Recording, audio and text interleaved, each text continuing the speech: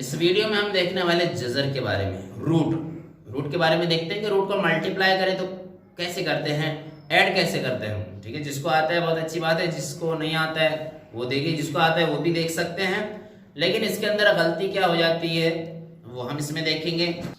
Root के बारे में, रूट जजर, ठीक है, इसको कहते हैं जजर। जजर में कोई नंबर है, रूट में कोई नंबर है और हम मल्टीप्लाई करते हैं या ऐड करते हैं तो क्या होता है उसके बारे में हम देखते हैं। रूट वाला अगर कोई नंबर है, रूट में बच्चे अक्सर मतलब थोड़ा सा कंफ्यूज हो जाते हैं कि करना क्या है उसमें।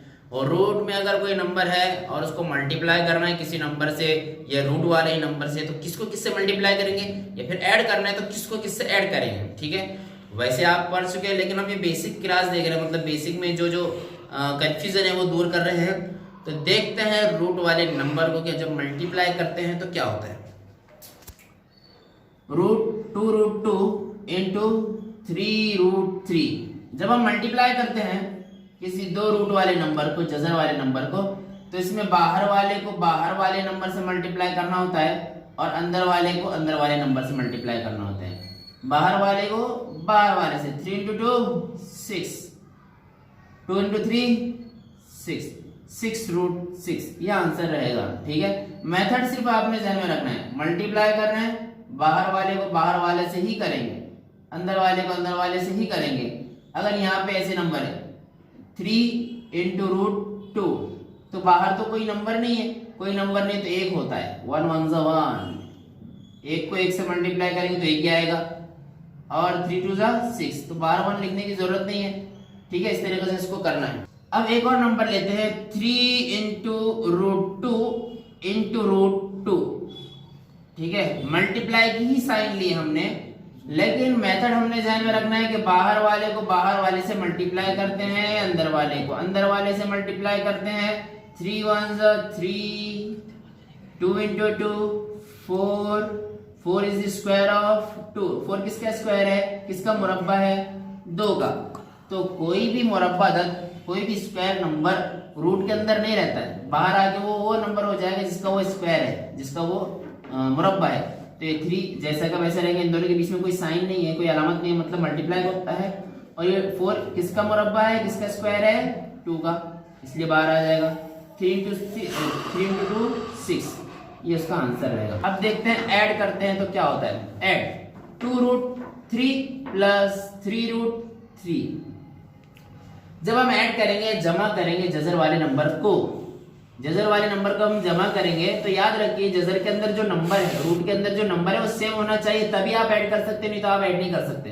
यहाँ पर √3 है तो यहाँ पर वही नंबर रहेगा तो ऐड करेंगे। अगर यहाँ 2 आ जाएगा तो इसको हम सॉल्व ही नहीं कर सकते, वो ऐसे ही रहेगा। जैसे हम 2x + 3x इसको ऐड कर सकते हैं, 2x और 3x हो जाएगा 5x। ठीक है, और अगर ऐसे होगा 2x + 2y या 3y, तो इसको ऐड नहीं कर सकते क्योंकि ये नंबर, ये वेरिएबल यहाँ पर अलग है, ये ऐड नहीं हो सकता है। ठीक है, तो ऐसे ही यहाँ पर अगर रूट के अंदर वाला नंबर सेम है तब ऐड हो सकता है। और 9th में इसके बारे में डिटेल में आप वहां पे अच्छे से पढ़ सकते हैं। ये नंबर और ये नंबर 3 और 2 5, बाहर वाला ऐड करेंगे और इसको कॉमन ले लेंगे, मुश्तरिक ले लेंगे। ठीक है, 2 3 5 हो जाएगा और ये इसको कॉमन ले लेंगे, मतलब 1 टाइम लिखेंगे। लेकिन ऐसा कब होगा, जब रूट वाला नंबर सेम रहेगा तभी ऐसा हम कर सकते हैं। अगर यहाँ पे रूट में नंबर अलग होगा तो ये ऐड नहीं होगा और सब्ट्रैक्ट भी नहीं होगा, ये जमा भी नहीं कर सकते आप, मनफी भी नहीं कर सकते।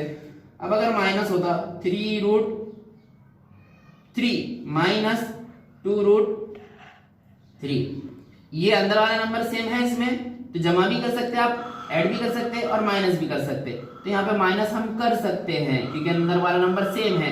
तो माइनस किसको करेंगे, बाहर वाले नंबर करेंगे। 3 में से 2 माइनस कर दो, बचेगा 1 टाइम √3, 3 टाइम, जैसे 3x में से 2x निकाले तो 1x बचता है, वैसे 3√3 में से 2√3 निकाले तो 1√3 बचेगा। ठीक है, और अगर 2√3 + 4√2 अंदर वाला नंबर सेम नहीं है तो आपका आंसर ही रहेगा, आप इसको सॉल्व नहीं कर पाएंगे। इसके आगे अंदर वाला नंबर सेम होना चाहिए तो आप ऐड कर सकते हैं। तो हमने देखा कि मल्टीप्लाई करना है तो बाहर वाले को बाहर वाले से, अंदर वाले को अंदर वाले से मल्टीप्लाई करें। ऐड में आप अंदर वाला बाहर वाला कुछ नहीं देखना है, सिर्फ ये देखना है कि रूट सेम है क्या, तो ऐड होता, रूट सेम है तो सब्ट्रैक्ट होता, प्लस भी कर सकते हैं माइनस भी कर सकते हैं, लेकिन अंदर वाला सेम होना चाहिए। मल्टीप्लाई में ऐसी कोई मतलब शर्त नहीं है कि अंदर वाला नंबर सेम रहना है या नहीं रहना, डायरेक्ट आपने मल्टीप्लाई करना है, सेम रहना है या नहीं रहना है कोई फर्क नहीं पड़ता, सिर्फ प्लस और माइनस के लिए आप उसके देखेंगे अंदर वाला नंबर सेम है क्या। तो इस तरीके से आपने इसको करना है, अच्छे से देखिए, इसकी प्रैक्टिस आप कर सकते हैं अलग अलग नंबर लेकर। तो आज के वीडियो में इतना काफी है, थैंक यू।